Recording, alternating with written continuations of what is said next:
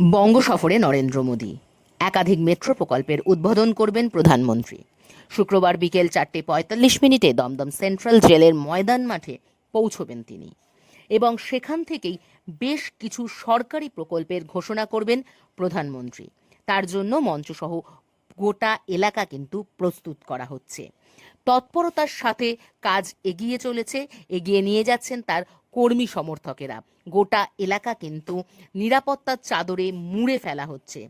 আবহাওয়া দপ্তরের পূর্বাভাস, শুক্রবার বৃষ্টির সম্ভাবনা রয়েছে, তার জন্য কিন্তু নেওয়া হচ্ছে আগাম প্রস্তুতি।